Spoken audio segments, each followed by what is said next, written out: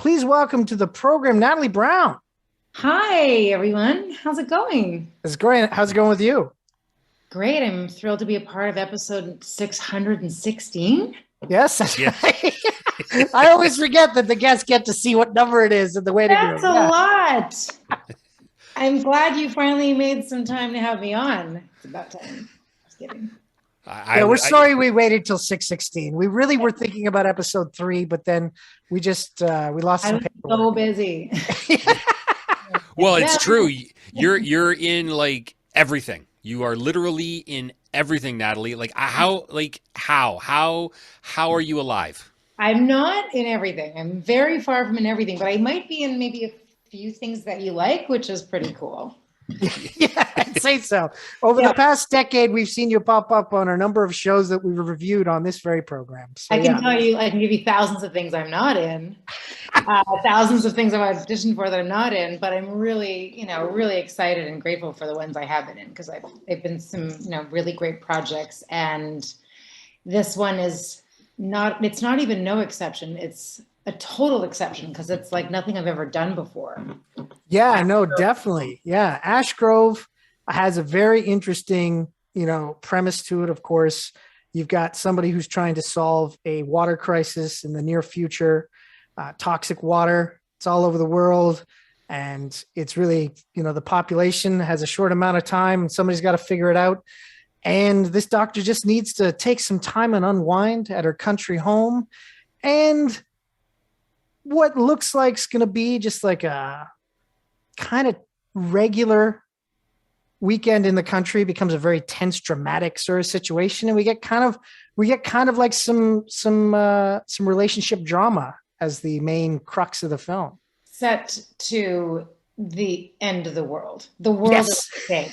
And from having attended the Glasgow Film Festival for its world premiere with Jonas and Jeremy, who have collaborated on many great films that you may have seen, James versus His Future Self. Oh, yeah. They were invited back to Glasgow Film Fest and getting to do press with them and Amanda Brugel.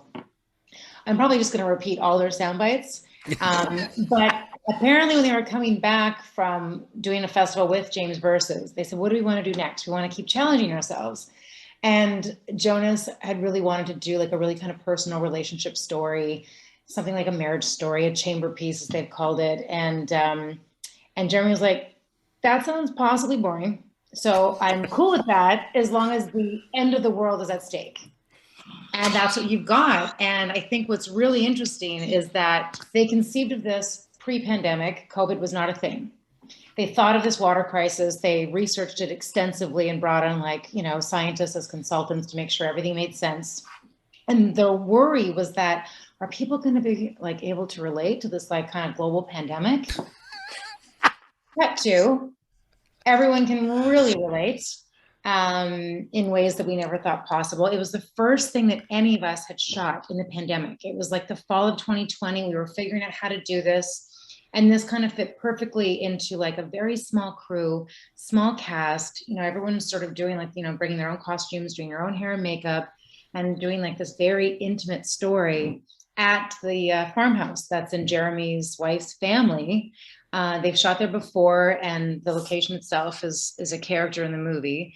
And we all kind of bubbled in a hotel room and set out to shoot the movie in a very unconventional way. And what I find interesting is that all of us around the world, we're living with this backdrop of this worldwide pandemic, trying to figure out how to navigate our interpersonal relationships.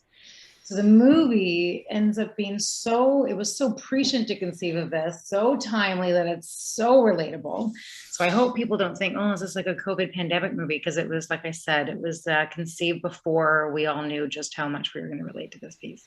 Well, what you just described, I was going to ask about that but now it's like, it's even more interesting to me that it was conceived prior to it, because it's so like bang on, like with a lot of what you guys are talking about, and then the things that we've gone through with over the last 2 years, like I can't even imagine a world in which, as we learn in this story, a couple that is got literally the weight of the world on their shoulders, and then how that would affect a relationship and everything around them, you know, like, you know, playing in something like that, like this is of course high drama, right? Like there's a lot of, it's tense, it's, you know, there's stuff going on in that regard. Like for you, like it sounds like you guys had a lot of fun, but you know, like going into this, was that like, it's like when you come out of it, you just breathe just a sigh of relief that you get away from all that drama. Like you can just be like, okay, I can just like chill out and like, you know, have some pizza. This was not a break from any of the drama we lived, but we also had spent, like everyone, so much time isolated. So this was the first time we've been around other people and like in a safe way, where we'd all obviously tested and we're testing regularly and all the COVID protocols. But it was like, you know, going to camp and being able to like be together and still be able to make art. And we weren't even sure, you know, if we would come back, when we would come back. And what was interesting as well is depending on who you knew in the pandemic, some people's jobs are more important than others. Some people's jobs are rendered redundant. You know, I think, you know, making art is really important, but not compared to, like, my boyfriend works in the food industry, and it was far more important to like keep people fed and figuring out how to pivot.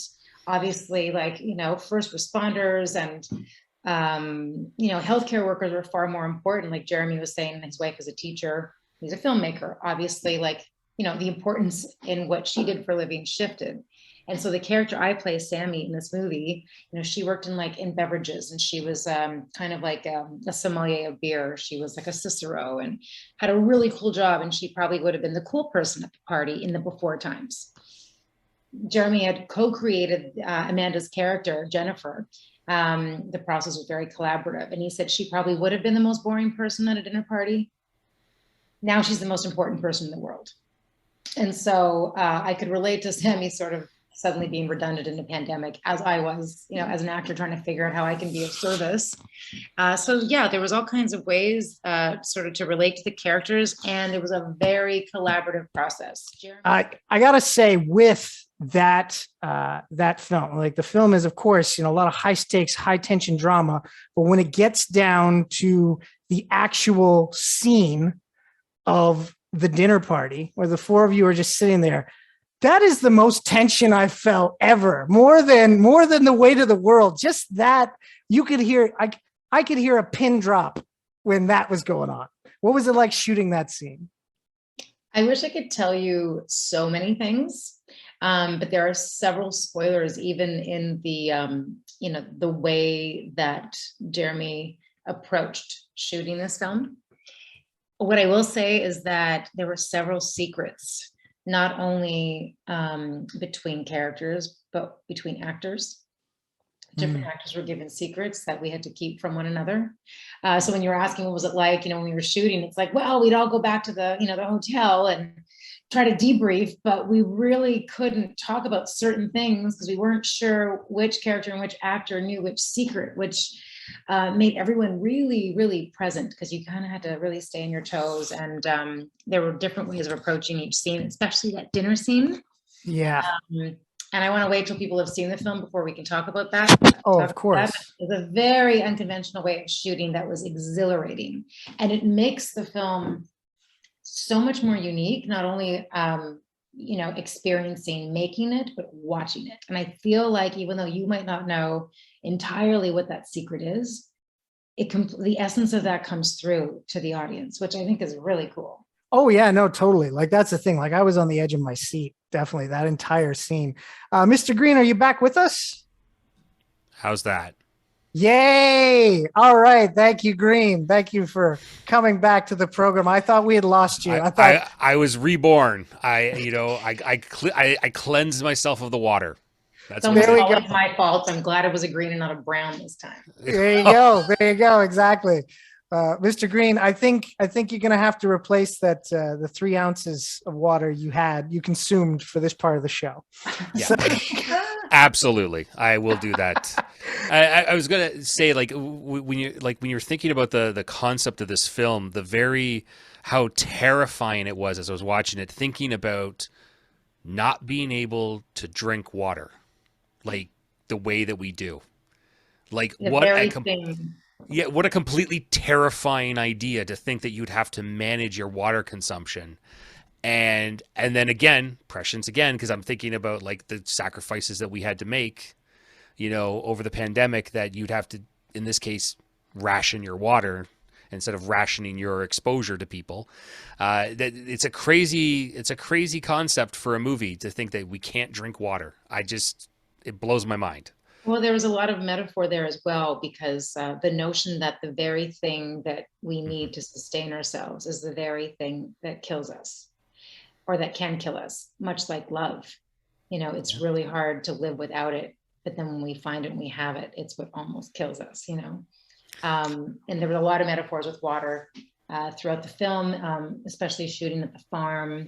There's a beautiful river and these gorgeous scenes of them in canoes. There's several BTS that you'll find really interesting, where I think the very first day of shooting, or the second day after they had the whole first day and so much footage in the can, the canoe with all the equipment tipped. Oh my God. And I wasn't sure if I was going to show up and shoot, because they weren't sure if they had a movie. And they were able to salvage the footage, but it was like the one camera that they had, managed to find another camera, and then everything was fine. But again, like this thing that provides all of this beauty, at any second, if something goes wrong, it can also completely take you down. It's like how humbling nature can be. No, totally, Oh, yeah. man. Yeah. And working with a smaller film like this, where it's like, it's a run and gun team where, daylight matters, time matters. The money is very set on what it can be. That's got to be really exhilarating. But then you've also gotten to work in the other side of the spectrum. You've gotten to work on the bigger type, Hollywood type films. In fact, there's a film that's nominated for an Oscar that you got to do one scene in with Cate Blanchett and Bradley Cooper. What was it like shooting on Guillermo del Toro's Nightmare Alley? Oh, wow. Well, I had the good fortune of working with Guillermo and Miles Dale on The Strain. Yep. And, a few years later, I was sitting here, much this time of year, actually doing my taxes. And I got a message from Miles saying, "What are you doing?" I'm like, "Absolutely nothing. Can you come here right now? It's a really small scene, but it's all we've got. And if that one scene is going to be with Bradley Cooper and Cate Blanchett," I was like, definitely not doing anything better than that. Yeah. So I dropped everything to go down for a fitting.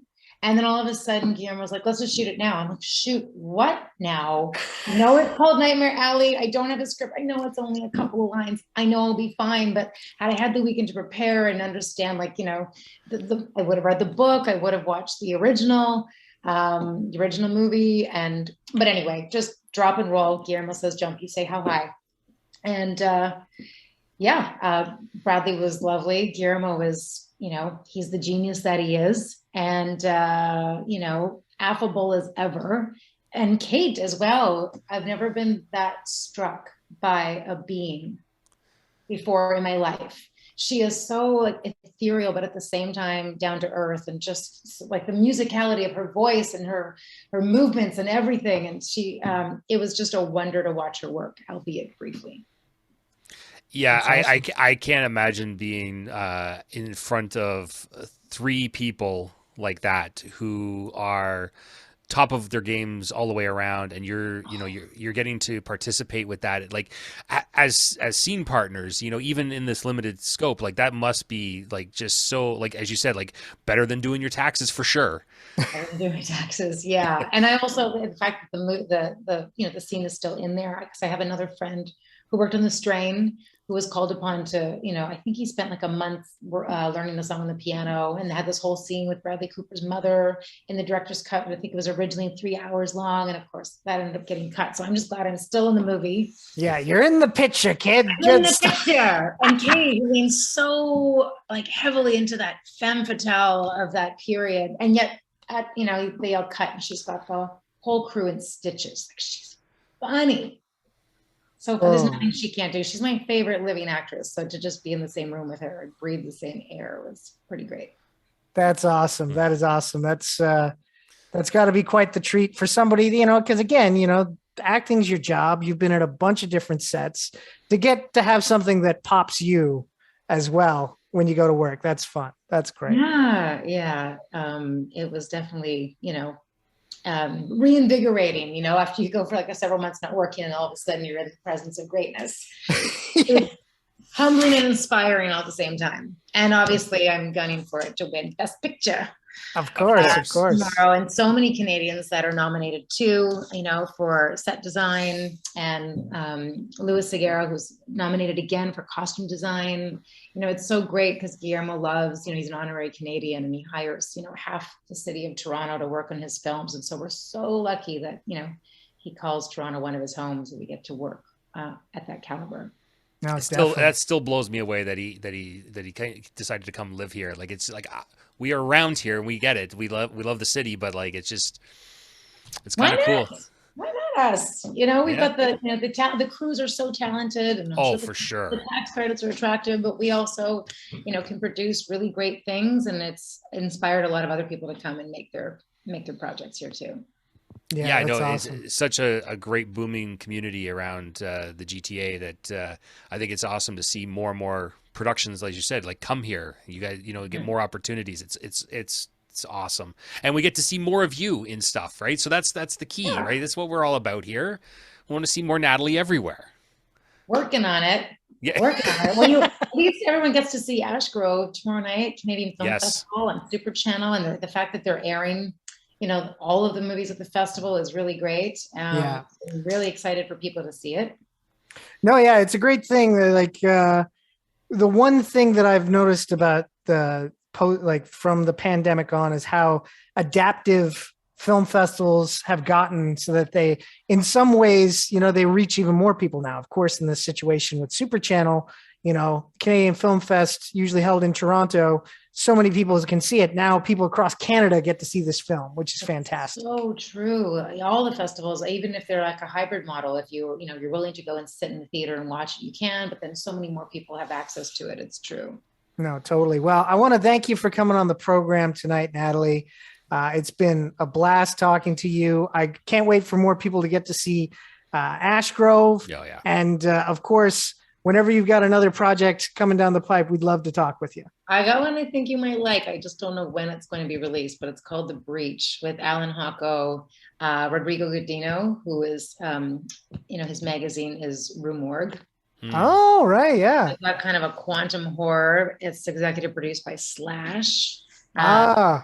I just don't have the date yet, but hopefully that's coming soon. All right. Well, you keep us in the loop on that. I will. I hope we can debrief after everyone's seen Ashgrove, because there's so much I want to tell you. Oh my God. Yeah. There's so much. We had a little bit of talk before the show, and we both knew we couldn't talk about it on air. So yeah. So everyone watch Ashgrove so we can talk more about Ashgrove. There we go. Yeah. Perfect. Yes. Yeah. We'll definitely have you on for a postmortem at some point. Thank you so much, Natalie. Have yourself a great night. Thank you for having me. All right. Happy weekend, guys. You too. Bye. Bye.